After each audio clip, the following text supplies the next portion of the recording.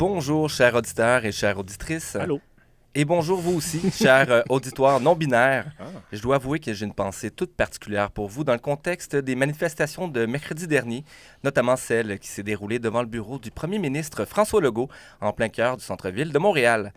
Notons que ces manifestations ont été initiées par des groupes comme Million March for Children Canada, qui soutient notamment sur les réseaux sociaux que leur mission est d'unir les gens pour une noble cause, celle de protéger les enfants des enseignements de l'idéologie de genre, de l'endoctrinement sexuel et de l'exposition à des contenus sexuels explicites. Bon, personnellement, je ne sais pas si cette mission que se donne Million March for Children Canada tient réellement la route, dans la mesure où je ne crois pas que l'on puisse, par exemple, parler ici d'idéologie. En effet, à la question « Qu'est-ce qu'une idéologie sociale ?», le psychiatre et anthropologue new-yorkais Adam Gardiner disait qu'une idéologie, c'est un système d'idées qui cherche activement à s'implanter afin d'obtenir ou de conserver certains privilèges.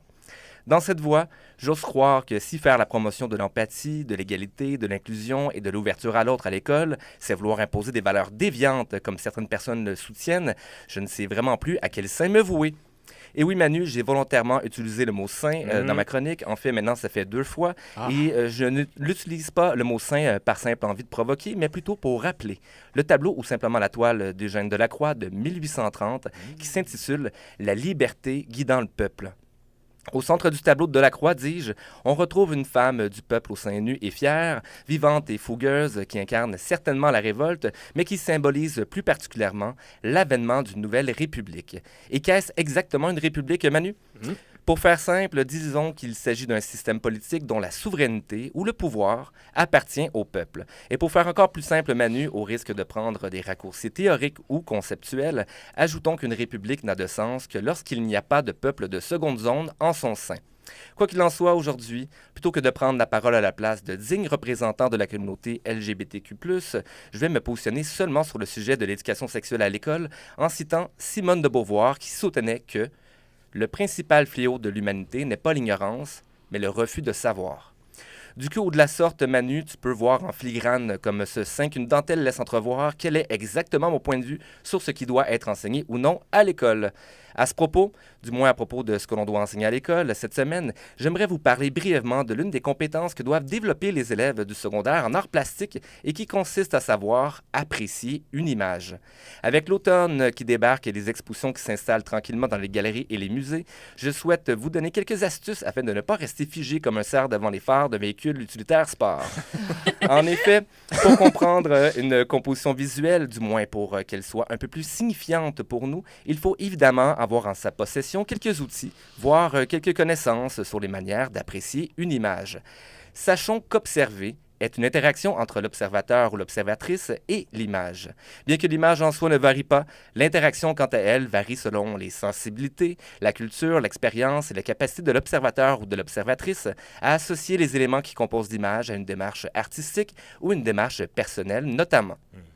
Tout d'abord, on doit pouvoir donner libre cours à nos premières impressions face à une image. Il est d'ailleurs important de savoir qu'il n'existe pas de mauvaise impression de prime abord. Ensuite, afin d'apprécier une image, il faut savoir décrire ce que nous voyons à la manière d'une liste d'épicerie. Par exemple, ici, je vois une femme au sein nu tenir un drapeau bleu-blanc-rouge. À cette étape-ci, je le répète, il faut seulement faire l'inventaire de ce que l'on voit sans chercher à interpréter ou juger. Vient ensuite l'analyse. Il suffit seulement de nous poser les questions suivantes. Qu'est-ce qui attire notre attention dans l'image? Selon nous, qu'est-ce que l'artiste a travaillé plus particulièrement dans l'œuvre? Quelles sont justement les qualités de l'œuvre? Par exemple, quelles sont les couleurs? Quelles sont les formes? Est-ce que les lignes dessinées dirigent l'œil dans une direction particulière? Ensuite seulement, nous sommes prêts pour l'interprétation. Selon nous, quel est le thème ou le sujet de l'image? Pourquoi l'artiste a-t-il ou a-t-elle créé cette image? En d'autres mots, que signifie l'œuvre? Demandons-nous quel serait le point de vue de l'artiste sur son propre travail ou quelles sont les visions du monde de l'artiste? Finalement, est-ce que l'on aime l'image ou non? Dernière astuce, si nous aimons l'image, restons quelques secondes devant elle afin de la contempler. Si toutefois nous n'aimons pas l'image, passons simplement à la prochaine sans plus, et je dis sans plus mon cher Manu. En somme, voici le code pour décrypter ma chronique. Je crois que chaque œuvre d'art ou chaque image, comme chaque individualité, peuvent s'apprécier. Il suffit seulement de connaître les codes pour comprendre ce que l'on voit et parfois, un cours à l'école secondaire peut nous outiller dans cette voie. Comme le disait Simone de Beauvoir, le principal fléau de l'humanité n'est pas l'ignorance, mais le refus de savoir. Ce à quoi j'ajoute, le deuxième fléau de l'humanité est le refus de voir chez l'autre toute sa beauté, Manu. Merci beaucoup, Julien. Très intéressant. Vraiment belle chronique pour ton retour de l'été